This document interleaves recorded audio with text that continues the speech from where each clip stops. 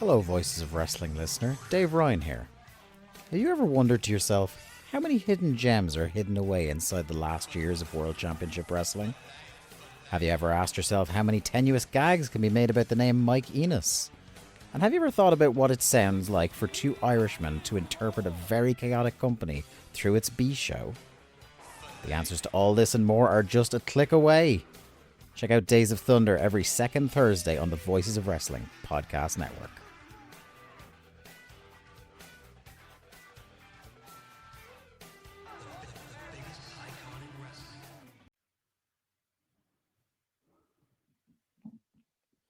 This podcast is a member of the Voices of Wrestling podcasting network. Visit voicesofwrestling.com to hear the rest of our great podcasts, as well as show reviews, columns, opinions, and updates across the world of wrestling.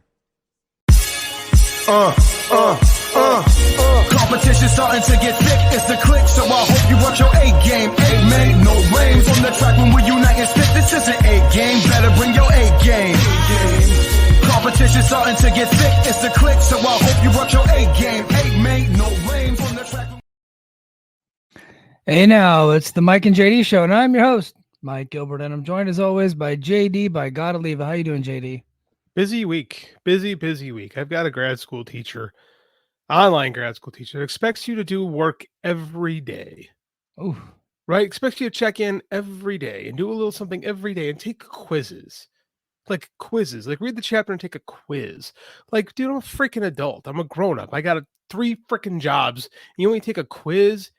Fuck you. Like, I'm so over this. It's week 2. Week 2 of grad school. So you started grad school and then got back to work, basically, like right at the same time. I went to school. I went back to work for 2 weeks and then got back into grad school. I just got to make it through the end of the year. But this one teacher is really trying my patience because he has zero respect for anyone's professional time. Well, that's tough, man. So before we get started into our show, I'm gonna do a little bit of housekeeping as far as like the future of this podcast. What are we talking about? There's no news to break to you. It's something okay. that we've talked about. So my kid's coming any day now. Oh yeah. so we think that baby's gonna be born sooner rather than later. He's not due for another 6 weeks, but we have had a tumultuous time lately. And we think we might, like, probably in the next 2 weeks is what we're thinking. We don't know. It could be 6, but we're thinking like 2. And so once that happens, the live portion of this show, we might not be able to go live as often for a little bit. And that's really going to be the big difference. JD and I will still try to continue to crank out some content, but sometimes it might not be live and sometimes it might have to be audio only. Just depending, because I might not be able to do it. If you guys notice behind me, I have a diaper pail and I have a shelf up there with diapers and Huggies wipes and butt cream and all that stuff. So this is, I'm podcasting from, my studio has been turned into a nursery. But I've been allowed by the wife to keep the desk and my computer in here. So if there might be some times where JD and I are just talking on the phone through the StreamYard app and knocking out some audio content. So I just wanted to, prepare the audience for that. I did talk about it on Brace for Impact over the weekend, but I wanted to talk about it on this show too, because we might have some audio only. We might not have some live content for a little bit. But once the kid's born, I will have some time off. But because I'm in his bedroom, times may vary. So we'll see how that works out. You know what I mean? Yeah, man. We have talked about that for a while. I can't believe it's almost here. Like, it feels like yesterday you told me that. That's wild how times fly. Yeah, man. Life's gonna be different for you for a little bit, and we'll coordinate stuff, and we just we roll with the punches is what we do. Yeah. I mean that we, like 2 years ago, I did have like a significant move where I moved from California to Hawaii. So we took a little bit of a hiatus, but then we had some guest hosts and things like that on the show. So we did do some of that stuff, but we've never really missed a significant amount of time. We've always cranked out the content. You and I, like you moved to Hawaii right around the same time that I became a teacher. I remember back when we were still with Fight Game, you and I had a conversation once. I said, yeah, I'm probably changing careers. And you're like, yeah, I might be moving to Hawaii. And we kind of thought the show might be coming to an end. Yeah. This is like 2+ years ago. We're just like, nah, it didn't happen. And then we wound up here. It's just, we'll make it work. But, real life gets in the way sometimes. Real life does get in the way sometimes. And real life has gotten in the way of AEW this week. Kevin Kelly, their former announcer for Collision. And I've seen some people drag his commentary skills online. I disagree with you guys. There's a reason why he was voted best commentator every year for a few years there, because of his work in New Japan. Maybe he didn't fit in AEW, but he wasn't a bad commentator. He definitely just didn't fit what they were looking for, and it ultimately didn't work out. He ended up getting fired. The Tate twins, who were the boys for what's that guy's name? Dalton Castle. Dalton Castle. The boys for Dalton Castle. They also got fired earlier this year. We've covered both stories, and I think you and I, just like looking at it, we were like, I think both of these firings are pretty reasonable. We thought, based on the information that we had, the reported information. Well, they didn't think so because they got together with Jim Cornette's lawyer, Stephen P. New, and have decided to file a lawsuit against AEW, Ring of Honor, and then specifically for Kevin Kelly, Ian Riccaboni for defamation for some stuff that Ian Riccaboni said on a specific Discord, which I will not name because I'm not trying to. I know it's out there, but so I don't want to drive any attention to that Discord, any negative unwanted attention, because I do frequent to that Discord. Yeah. So, whoops. But he's suing Ian Riccaboni for defamation, which is a very difficult thing to prove. But man, Stephen P. New, so I guess the biggest part of the lawsuit, and I think the one that I found to be most interesting, was the classification of independent contractors for pro wrestlers, challenging that, which as a principle, I agree with challenging that for not only AEW, but for WWE as well. And I think probably more egregiously, it's abused in WWE than it is AEW, because AEW allows their talent to have more freedom to take independent dates and stuff like that. But unfortunately, I think Stephen P. New just picked the wrong horses on this deal. I don't think they're going to really go anywhere with it. No, I think this is just Jim Cornette trying to waste Tony Khan's time. Is really what this comes down to. Like, how does the Tate twins getting fired violate any terms of independent contractorship? I just don't see that. It seems like this really seems like a dartboard to me. And here's the reality: is companies get sued all the time. Like now, Ian Riccaboni, that might be something there. I don't know. There might. I'm not a lawyer by any stretch of the imagination, but I mean, like, it just seemed like you can get fired for any time if you don't work in, like, if you don't fit into a corporate culture. Like, wrongful termination is something very hard to, like, you have to prove like a malicious intent, I believe, to make that work. And like, Tate twins weren't showing up for work, and they admitted as much. Now they dispute the reasons behind it. Because and look, again, we covered it, and I'm not going to go into all the intricate details of the suit itself, because JD, and you guys are going to find this hard to believe, but JD and I are stupid when it comes to the law. Like, we are not legal experts. If I had my wherewithal and I wasn't so busy at work, I would have contacted BJ Bethel, and so he can explain it to us. But if you guys want to get like an explanation and a deep dive into that, I think Brandon Thurston, I think he did a good job. I listened to his podcast. He's smart. With John Pollock. But we were looking at it at the time, and so did Jim Cornette. And this is the thing that really baffles me: is Stephen P. New is a sponsor of Jim Cornette's show. He's his lawyer. He's been affiliated with him. He's taken up all his arguments. Well, when the Tate twins got fired, Jim Cornette talked about it on his show. I listened to the YouTube clip whenever it came out because I was curious what he would say about it. And sure enough, he was shitting on the Tate twins for being unwilling to go 3 hours to an airport to make the town, right? Because they're lower and bottom of the card guys.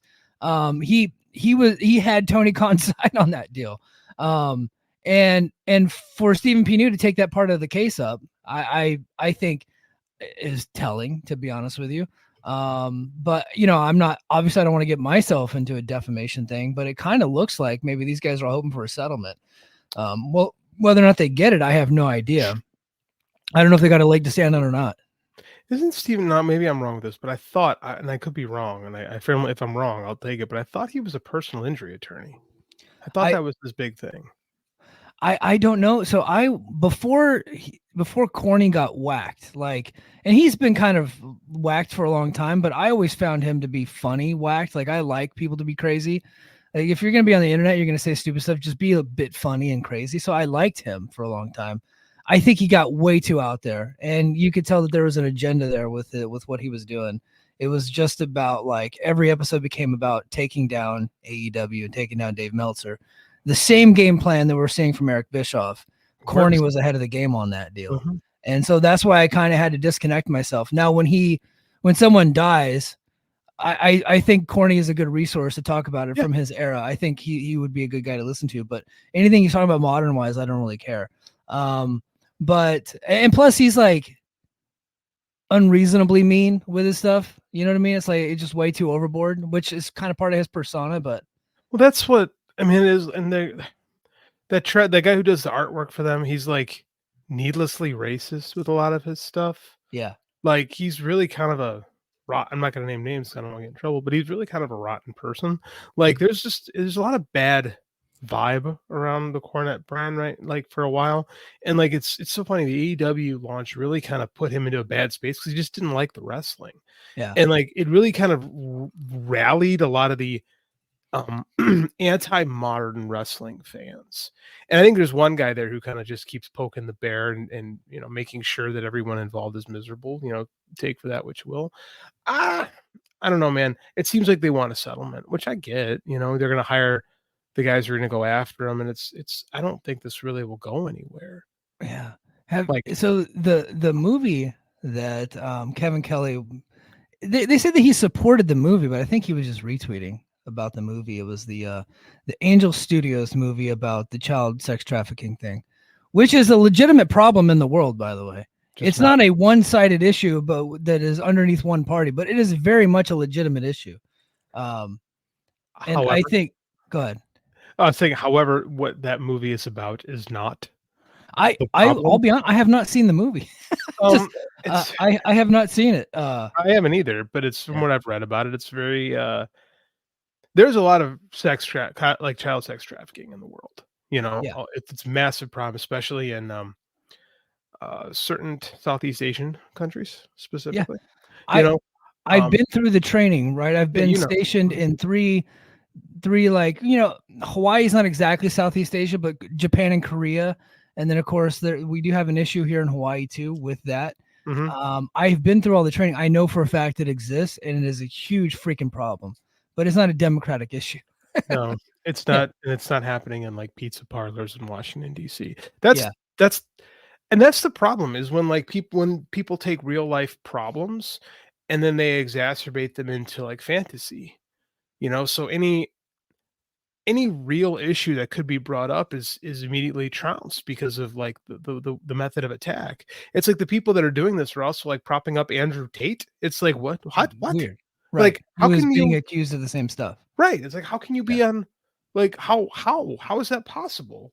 It becomes team sports, and Kevin Kelly played a little team sports on that. He really the thing is, I think Kevin Kelly, he's saying that it wasn't a QAnon thing, and then I think he's pleading ignorance on that. And I think we gotta, like, I think that is highly possible, because I can tell you, I am related to some people that supported that movie that don't know what QAnon even means. Right? Okay, you know what I mean? I know what you mean, but here's the problem, though, is just because you don't know doesn't mean, like, it doesn't absolve you of those things. You know what I'm saying? Like, if you blindly support something because it sounds great and it turns out it's run by rotten people, you by extension have supported rotten people.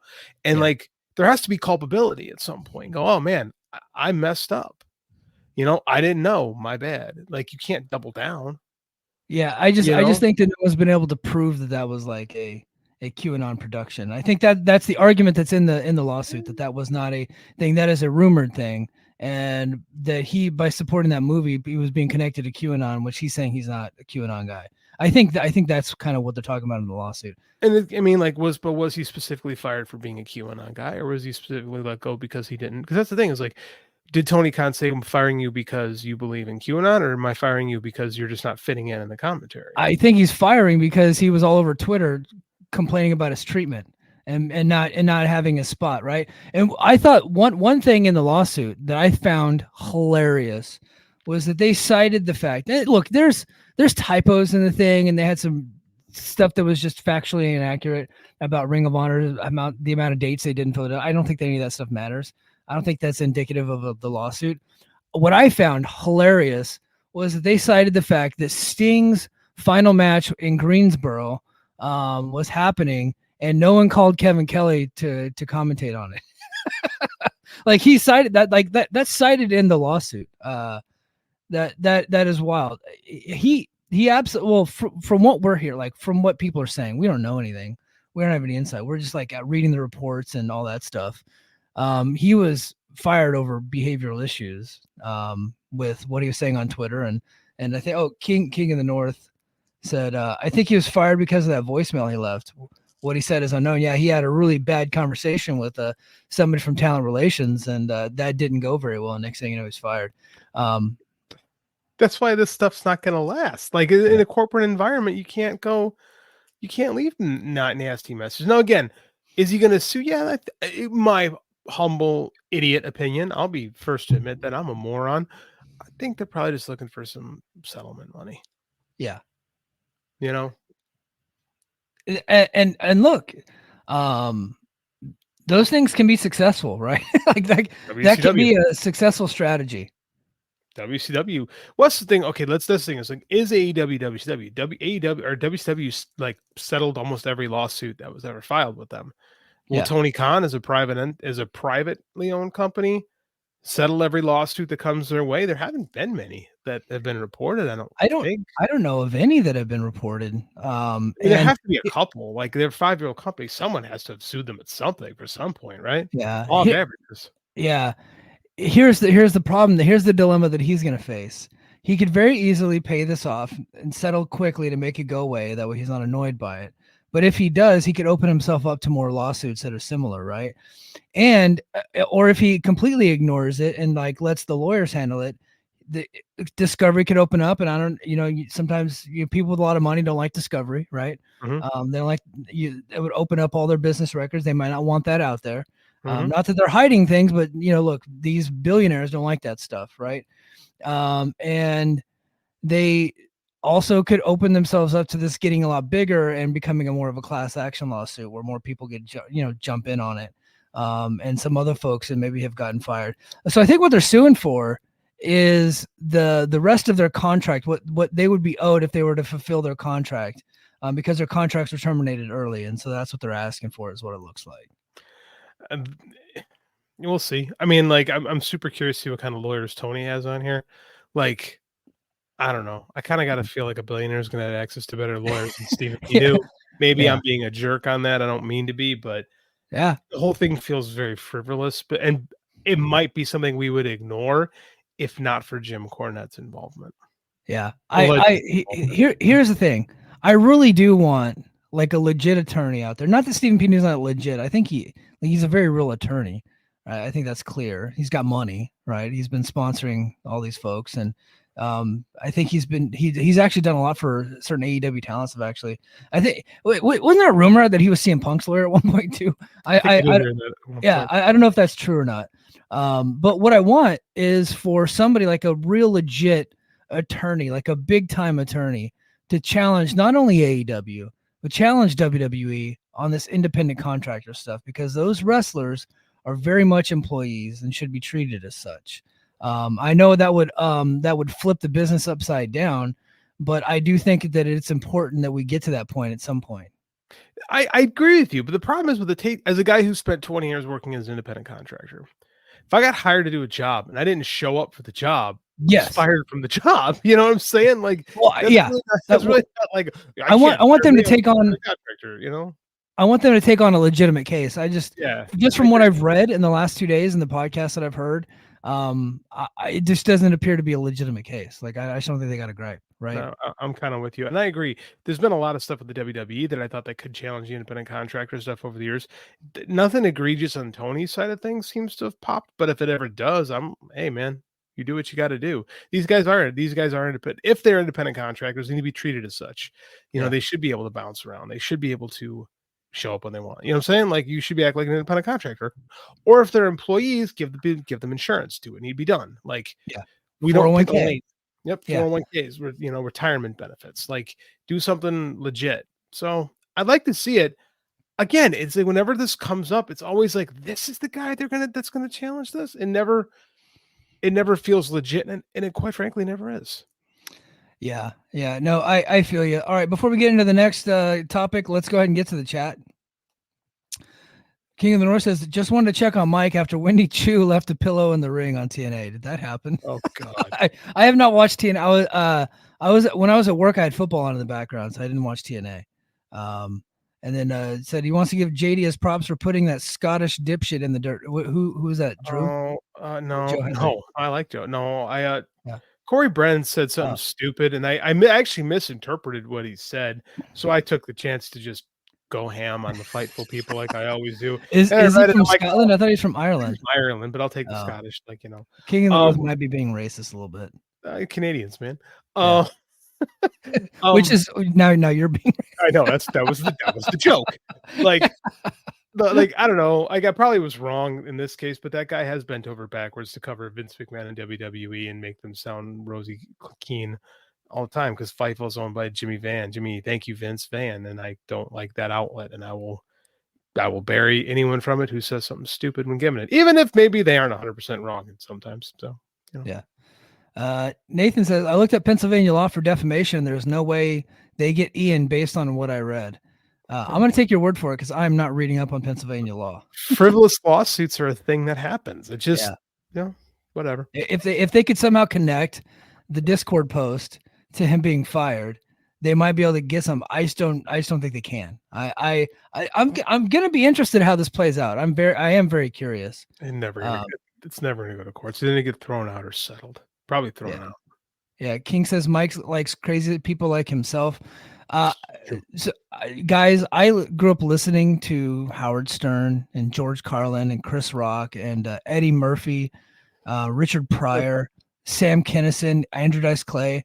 You could tell that my sense of humor is a bit mean sometimes. And so I typically, like, when people are getting offended by certain things that people are saying, I'm usually not the one. But I'm like empathetic to the people that are being offended by that. But I'm just like, stuff just doesn't bother me, because I'm like, I've been listening to that shit since I'm like 8 years old. Right. Like, you remember those Columbia House deals? Oh yeah. The 10 CDs for like $1. Mm-hmm. I remember I got my uncle to fill one out for me. And I was getting like stand-up comedy CDs, and I was getting like gangster rap. And so from an early age, I was being groomed and conditioned to be kind of just a giant flaming asshole when I'm 41. So if you guys see me and my tweets are a bit stiff and a bit mean, I was conditioned at a young age to be that way. I appreciate you. Yeah. Let's see. The letter A says Cuckette rants are like Rush Limbaugh, despite him hating right wing. Isn't that weird? Yeah, it's weird. All right, look, we got crazy people on both sides of the aisle, right? Mm-hmm. Yeah, big time. All right, let's see. IO Productions. I think this is a good thing that we can kind of talk about. Looking forward to this Vince Netflix after that trailer. Did you see the trailer? I did not actually see. Yeah, I watched the trailer. It looks like it's going to be very well produced and filmed. Yeah, the big budget. They have Vince in the trailer. They actually cover the Janelle Grant case, but the top journalist that they chose to speak about the case, according to the trailer, is David Shoemaker from The Ringer, the bald guy. Of course it is. The guy who does the WWE podcast with Bill Simmons. Of course, that's the guy that they. Yeah. I was like, this fucking company, man. God damn it. Fuck Netflix too. Just what we need, another fucking puff piece. Like, dude, I was, and he wasn't being nice to Vince, right? I will say that, but I was once I started to see it, I was like, okay, they're actually covering it. I was thinking maybe it'd be a blip on the radar, but I didn't think that they would be advertising it in the trailer, and they did advertise in the trailer, so I got encouraged. And then I saw the bald dude, and I was like, bro, this guy's a clown. He is not a journalist. He is not a reporter. He is not a WWE historian. He is just he's a fan. And look, I get it. I get it. He's friends with Bill Simmons, and he has a podcast on The Ringer, so they treat him like he's a somebody. But this guy doesn't have the knowledge base to be speaking on. He really just doesn't. And he doesn't have the integrity, right? Because he's not going to go all in on WWE. He just isn't. No, man, I am of the mind that we're probably not going to hear anything about Ashley Massaro or Mel Phillips or Terry Garvin or any of these guys that, the real black eyes from this company over the years. I just don't think so. I think that I read Ringmaster, the book, last year. It was all right. There's a lot of stuff in Vince's life that I can get why you'd want to make a documentary on him. But I mean, I just don't trust WWE's partner on this. I don't trust Nick Khan. I don't trust any of these guys. I don't think you're going to get a truly fair portrait. It's going to be like Evan Husney and those, dark side guys who sold out to make Eric Bischoff happy for reasons. So to have a truly fair representation of him and tell his story, you do have to say the good things. You do. There are good things, and I know that sucks to hear, but that people are complicated. Mm-hmm. And he is probably the most complicated individual, him and Benoit. It's like those two, right? I think you have to tell the good side. You have to have that side. But you also have to have the people who are independent of that company, or it does not have their clause, the WWE clause in them, or not dependent on WWE giving them access to be able to speak freely and intelligently on the situation. That's why we have an independent press corps, right? That's why we need it. That's why we need Dave Meltzer. That's why we need John Pollock and Brandon Thurston. Now, I get you not wanting to talk to Dave because Dave has been adversarial with the company for a long time. And there's a bunch of people that see Dave's name and immediately shut out because of the narrative surrounding Dave more than Dave himself. But there's no reason Brandon Thurston or John Pollock aren't a part of this. A real reporter. Or BJ. Or BJ would be a good one too. So that's the problem right now is we have too many guys coming up in this business who want to play games like Fightful, right? They just want to play patty cake with the companies. They don't want to actually cover them. And like Sean will say, I'm not a journalist. I'm like, you guys do a lot of journalism over there for not being journalists. Yeah. SmackDown plans are not journalism. No. It's just you getting people hyped for SmackDown an hour before the show is on the air. Mm-hmm. That's not journalism. That's PR. That's all that is. And look, they're very successful, and I think Sean does a good job with contract information, free agency, that type of stuff, and getting some details that some of us don't get. But I think the rest of them, it's just they don't cover. They don't cover them hard. They don't cover them hard. They don't. They refuse to They refuse to be tough. Our audience doesn't want that, and it's like, well, fuck off. I mean, I don't know what else to say. It just. When Dave's done, it's a sad day. It's a real sad day when Dave walks away. It's I think Pollock and Thurston. Yeah, I think Pollock and Thurston, they do such a really good job, and specifically Brandon Thurston because he has been called a shill for AEW. He's been called a shill for WWE, and he's been called a hater of both companies, which tells me he's doing a very good job. Absolutely. And earlier this week, it was reported, and I can't remember the number off the top of my head, but he actually got the turnstile count for All In and reported the number. And it was, I think it was 48,000, something like that, 48,000, right? The turnstile count. He didn't put any context. He explained what the turnstile count means, but he just counted, right? He got the count and reported it. And AEW fans went ape shit on that guy, just like they did last year. He's fake news. He's lying. He's WWE. He's this. He's that. It's weird because wrestling fans, specifically in America, they love counting. They love to count to 10 in the ring. They love to count to 3. They love counting backwards from 10. But if you count how many people in the crowd, they get fucking obscene about it. It's wild. It's because you can't go over 10. Yeah. Yeah. So they They can't comprehend anything over 10 sometimes. When the number goes over 10, then all of a sudden it's like, well, number does not compute. Yeah, the wrestling fan. I mean, team sports again, they're stupid. Like, I'm so over the attendance conversations in general, and this is why I've kind of been off Twitter lately, because it's just I'm so tired of the same arguments and the same conversations and the tribalism, and it just freaking sucks, man. Like wrestling Twitter used to be a lot of fun, and it's in a lot of wrestling right now. It's just not a fun place to be. We used to have really good conversations on wrestling Twitter. I thought anyway. I've met some like really cool people that I feel like I'm like good friends with like to this day through that. But man, it does get to be a little bit embarrassing sometimes. Hold on, as Io brought this up, and I just wanted to play this. Hold on, here's my president. This weird obsession with crowd sizes.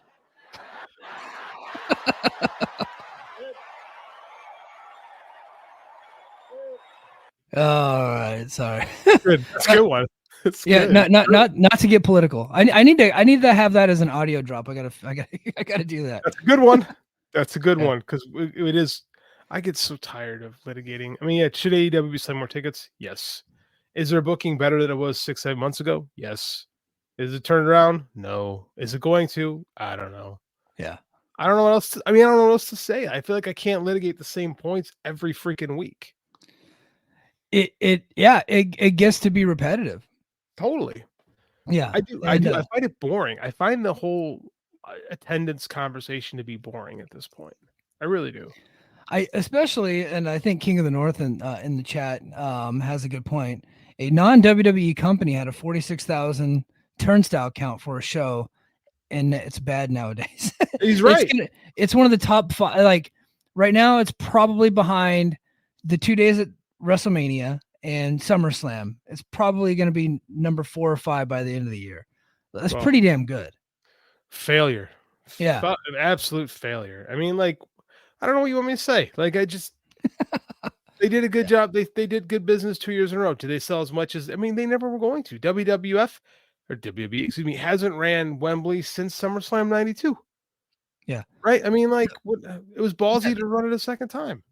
Right. Well, yeah. I think hopefully, like, I think that's the big lesson for Tony Khan is you probably shouldn't have done that. No. You probably should have waited. Like do like the Olympics, just like every 4 years or something like that. You probably didn't need to go back to back on that. I hope they got that Australia show coming up. That should be a lot of fun. I don't know what they'll do for that business in Australia. I mean, like, you can travel to the UK from the US. That's like reasonable. I don't know if people are traveling to Australia, to go to a stadium show there. That's going to be a thing.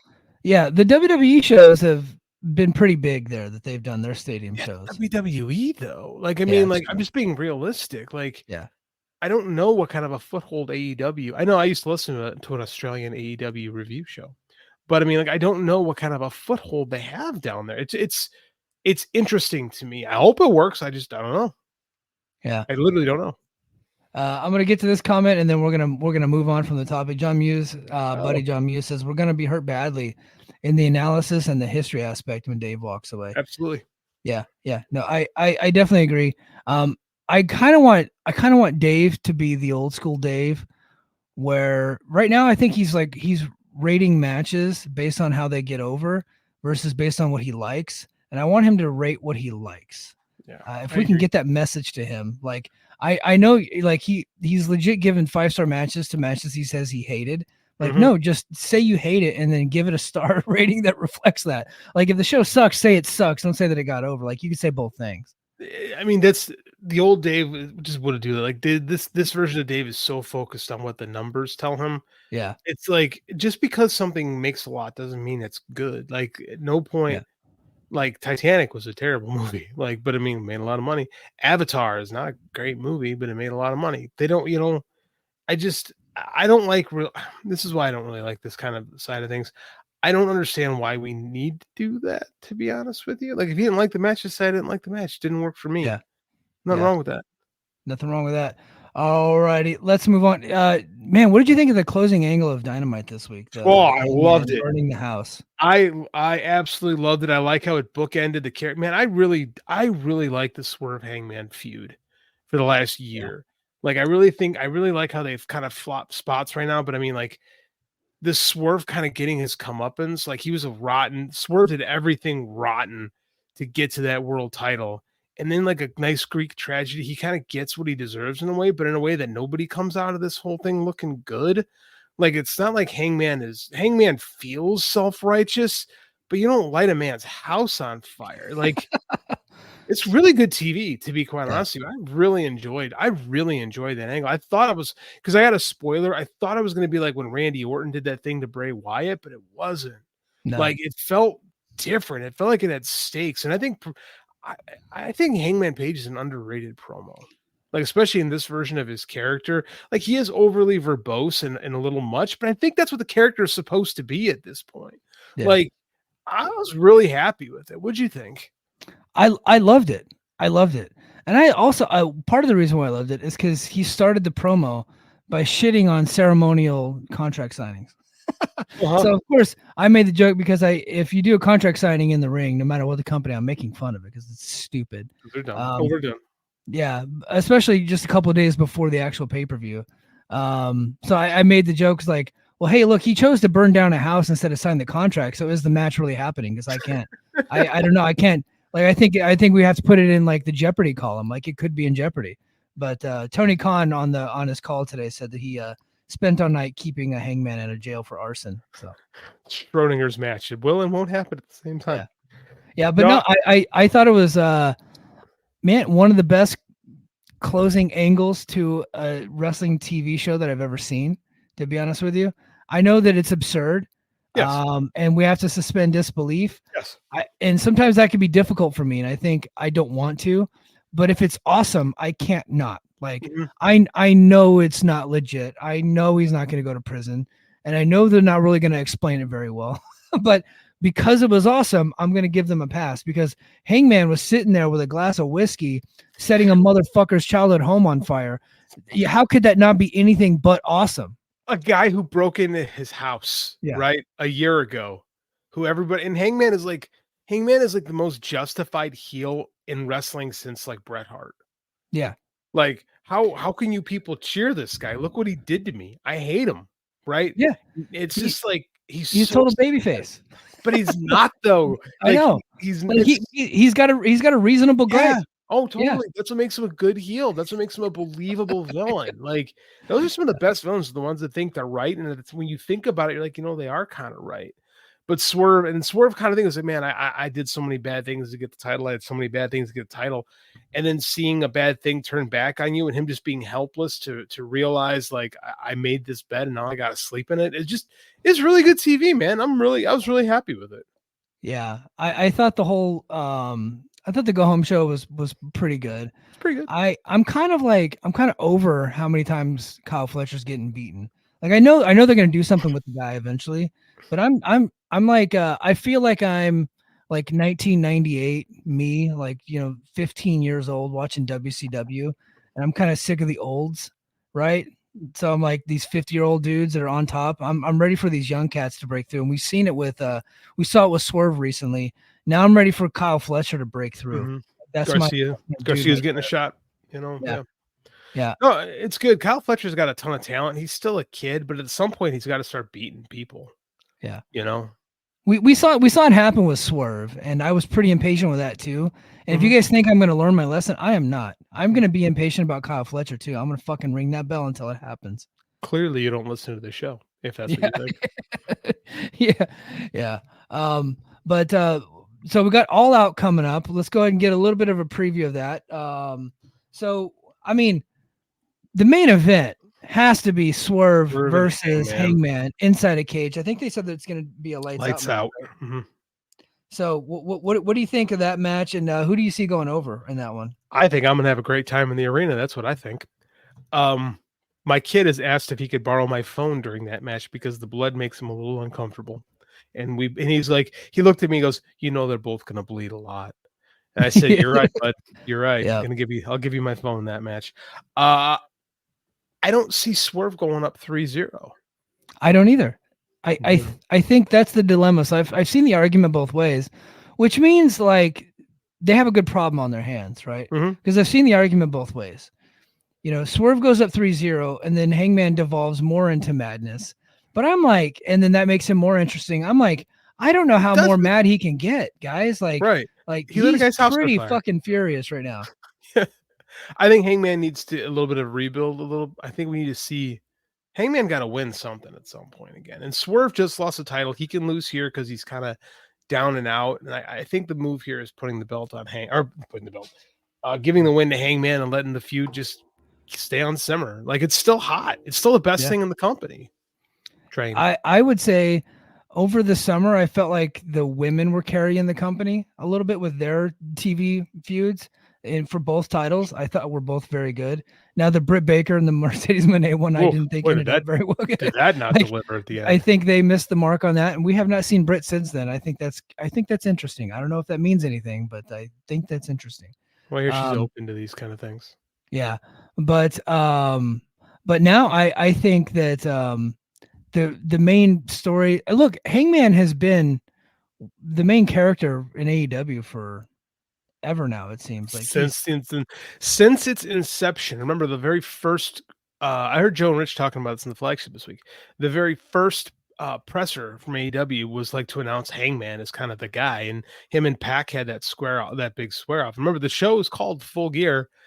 The pay-per-view is called Full Gear because Pac showed up with his full gear on, and that joke was that Hangman was getting fat on being the elite, and they do so. I mean, like, Hangman is kind of the lifeblood of this promotion, and the fact that he's been passed over and he's like going crazy about it when he didn't do anything wrong makes perfect sense. Yeah. Hold on. I might have to kick King of the North out of the chat. He says Britt is getting traded to TNA from Masha Slamovich. Stop that. We're not taking the dentist. You can't have Masha until, of course, her contract expires next year and she signs there. Yeah, that's probably going to happen. So, I think the match is going to rule. They have amazing the two of them have absolutely amazing chemistry. Whether it's like just a talking segment or in the ring, like these two, they're meant to do this forever. Like they are Batman and the Joker of AEW, which I have no idea. Like, so Swerve compared him to he made the comparison. He himself said this on Twitter. Well, he didn't say it. He just posted side-by-side photos of Stone Cold and The Rock and then him and Hangman. I'm going to correct him on that. Oh, I think it's more Stone Cold and Brett. Mm-hmm. That's where I see it, and I will fight this to the death. That was a much better. It didn't draw the same money that Stone Cold and The Rock did. Better feud. Because The Rock is a much bigger star. But as far as like just stories and angles and promos and heat, like the heat between those two is off the charts. And then of course the matches. So I would say I like comparing it to Stone Cold and Brett. And that is a pretty fucking high compliment for me as a guy who has a t-shirt of Stone Cold and Brett on it. It's probably the greatest WWE match in history. I'll still maintain that. I don't think there's a better top to bottom match as far as work and storytelling and like, just resonance. Like it's still the best WWE match ever. I agree with you. I think there was a time I would have said Kenny Omega, John Moxley feud is the lifeblood of this promotion. It is the program that's kind of, you can always go back to, and there's just that history. I quickly think Hangman Swerve has become the next one. Yeah. Like it's reaching, like, for this company, epic levels of like what it means to the company. Yeah. Next up we got Bryan Danielson versus Jack Perry in the co-main. I'm going to call it the co-main event because I just don't see Jack Perry as a main eventer. And I know that upsets people, but I just don't think the kid has it at that level. But Bryan Danielson's the greatest ever. So Jack come a long way this year. He did. He's improved. Yeah, he did. Like just the whole package, top to bottom. Do I think he's improved enough to be the champion, to knock off Bryan Danielson 2 weeks after winning the belt? I do not. No. Wait, you don't think that he's going to be the guy to retire, Bryan Danielson? I do not. I do not see that coming quite yet. No. Yeah, but look, Jack Perry kicks out of shit. He does moves. The match is going to be great, and then Bryan Danielson's one of the greatest ever. So, like, they're going to pull off a really good match. So it's going to be fun. It's going to be great. Yeah. Next up, which I think could be like sleeper match of the night, Will Ospreay versus Pac for the. I keep wanting to call it the Intercontinental title, but it's the International title. formerly known as the American title. This is your work rate sicko nerd match, and I can't think of a better one they could have given us. I can't tell you how excited I am for this match. Yeah, it's gonna tear the house down. But I love Pac. He's been losing a lot, which sometimes, like, if a guy's been losing a lot, it makes me think that they might get him a win here, but I don't think so. I think Will's got to take the victory here. He just got the belt back. Yeah. And then we got, which I think they've been doing a really good job of making this feud interesting. MJF and Daniel Garcia. Garcia, whom I assume is signed here. There's not been an announcement, but I'm sure he's re-signed. Yeah, but looks like it's gonna look. I think they're gonna have a pretty good match.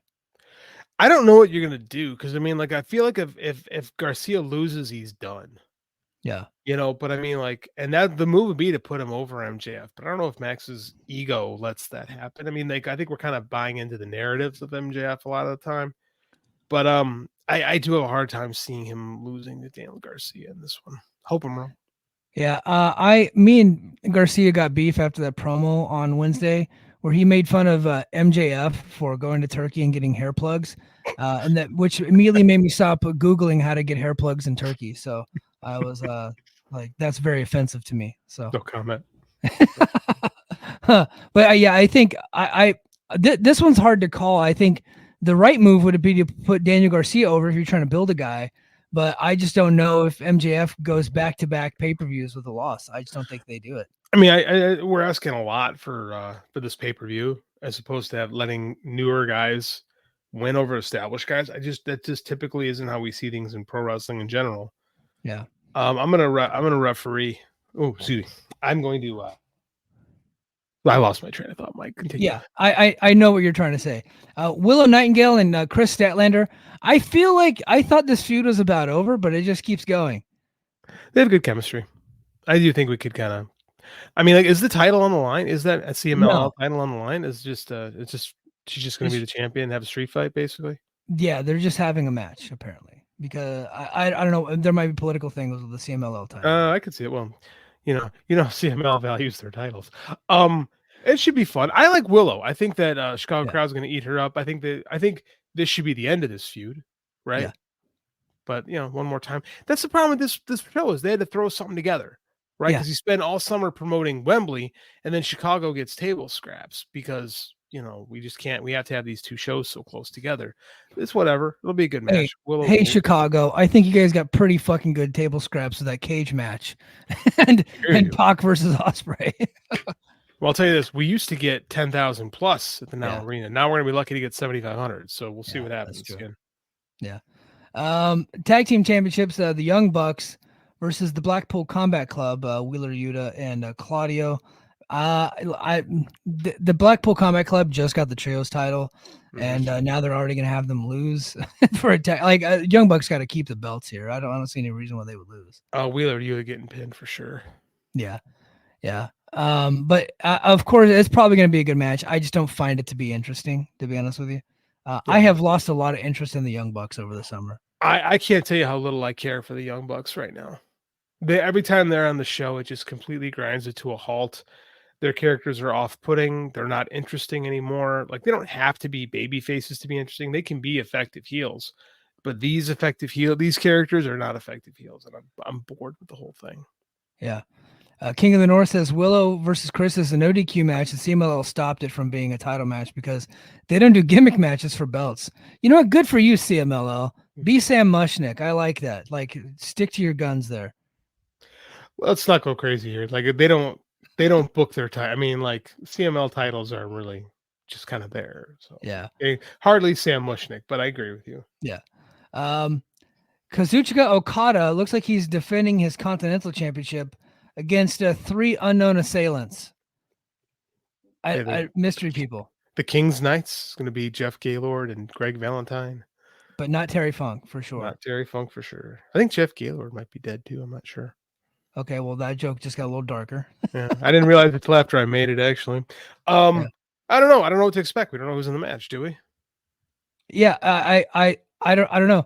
Like, he's... Other than saying the B word and having decent matches on television, I don't know what the hell Okada's got going on. Getting paid. That's what he's got going on.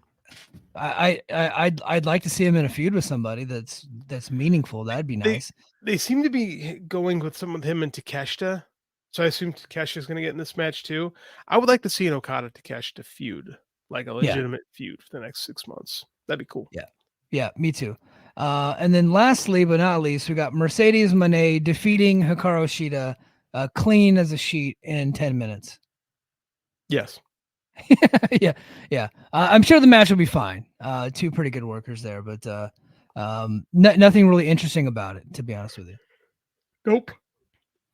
Let me get to the chat here, and then we're gonna go ahead and go home on this deal.